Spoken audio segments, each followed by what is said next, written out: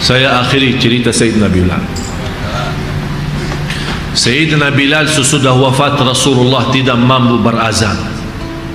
Karena saat dia berazan, begitu dia sampai asyhadu anna Muhammadar Rasulullah, nangis.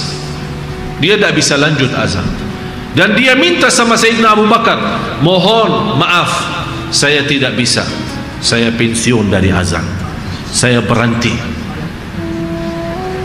Malah sampai Sayyidina Bilal tidak bisa bertahan diri tinggal di Madinah, malah dia minta izin Sayyidina Abu Bakar untuk pindah ke negeri Asyam. Cuba lihat saking cintanya Rasulullah, dia tidak bisa tahan melihat mihrab Rasulullah, melihat makam Rasulullah, melihat tempat salatnya Rasulullah, melihat tiang yang disandari oleh Rasulullah, melihat mimbar yang dinaiki oleh Rasulullah. Dia tak kuat, balik. Sampai sudah jadi tua, datang zaman Umar bin Khattab radhiyallahu an. Tiba-tiba di malam hari Sayyidina Bilal radhiyallahu an melihat mimpi Rasulullah SAW. Rasulullah menyampaikan, ya Bilal, apakah kamu tidak merindukan aku? Kok lama-lama tidak datang kepadaku dan pergi jauh, wahai Bilal? Kaget Sayyidina Bilal dan bangun dengan rasa nangis, dan langsung di saat itu berazam, nawaitu, langsung berjalan kembali ke kota Madinah. Sudah menjadi Bilal radhiyallahu an orang yang sudah tua dan usia. Begitu sampai ke kota Madinah, sudah mendekati subuh, dia tidak berani mengganggu ahli Madinah dan tutup rumah orang. Dia masuk kepada masjid. Habis dia salat tahiyatul masjid, langsung menghadapi makam Rasulullah dan mengingat cerita-cerita Rasulullah sebagai ayahnya, Rasulullah sebagai pamannya, Rasulullah sebagai nabinya, Rasulullah sebagai yang memberikan kasih sayangnya. Dia ingat semua cerita kebaikan, kemuliaan dan kasih sayangnya Rasulullah SAW. Mulai nangis Sayyidina Bilal radhiyallahu anhu. Datang Al-Hasan wal-Husain, cucunya Rasulullah, melihat Sayyidina Abu Bilal, dan langsung Sayyidina Bilal radhiyallahu anhu mencium dua-duanya cucunya Rasulullah. Masih ada harumannya Rasulullah di dalam dua anak cucu ini. Dan Al-Hasan wal-Husain meminta izin dan memohon kepada Bilal radhiyallahu anhu untuk berazan, karena sebentar lagi mau salat subuh, mau azan subuh.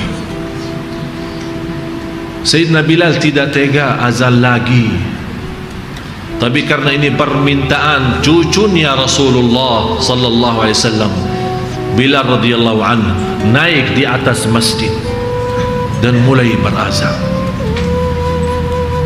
Begitu Sayyidina Bilal radhiyallahu anhu membunyikan suara azannya, Allahu Akbar, Allahu Akbar, bergetar kota Madinah.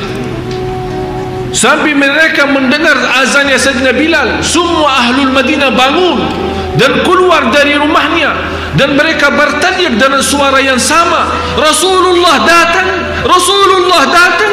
Mereka merasa Rasulullah yang datang karena mendengar suara Sayyidina Bilal, karena mereka selama Rasulullah ada yang selalu azan hanya Bilal radhiyallahu anhu.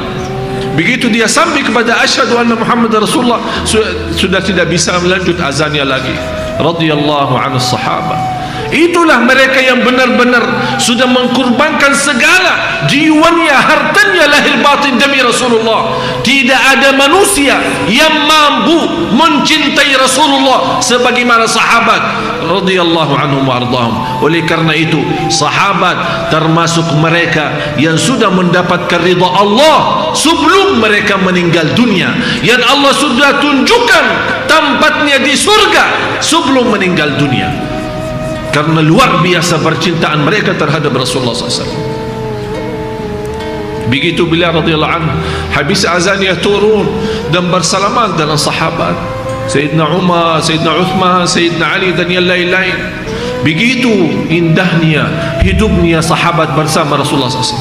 Apa yang kita bisa ambil, apa yang kita wajib berikan, apa yang kita wajib belajari, dan apa yang kita tunjukkan percintaan kita kepada Rasulullah SAW. Kalau memang benar kita cinta Rasulullah SAW. Oleh kerana itu Rasulullah memberikan kabar gembira bagi orang-orang yang mencintai Rasulullah walaupun tidak bertemu, walaupun tidak berjumpa. Kata Rasulullah SAW kepada sahabat, menjadi salah satu kata-kata yang terakhir, wahai sahabatku, kalau berjumpa dengan saudaraku sampaikan salam. Kata sahabat, ya Rasulullah, apakah kami bukan saudaramu? Kata Rasulullah, bukan, kalian adalah sahabatku, tapi saudaraku adalah orang-orang yang mencintaiku, yang dia berani kurbankan segala untukku, tapi mereka tidak pernah berjumpa denganku. Sampaikan kepada mereka salam, dan aku menunggu mereka di hadapan pintu surga. Itulah kita, Bapak Ibu Saudara Rasulullah.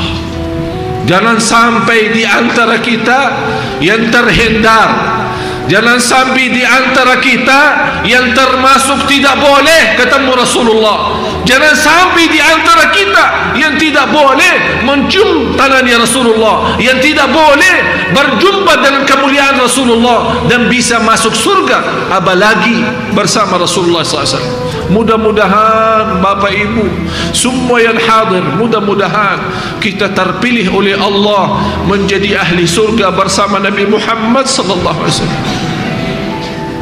Karena benar-benar sangat merindukan. Oleh karena itu orang-orang yang mencintai Rasulullah berbanyak salawat, dan Rasulullah memberikan kabar gembira bagi orang yang berbanyak salawat, aqrabukum minni majlisan yaumal qiyamah aktsarukum alayya salata. Yang paling dekat kepadaku hari kiamat orang yang paling banyak salawat kepadaku di dunia. Allahumma salli wa sallim wa barik ala sayyidina Muhammad.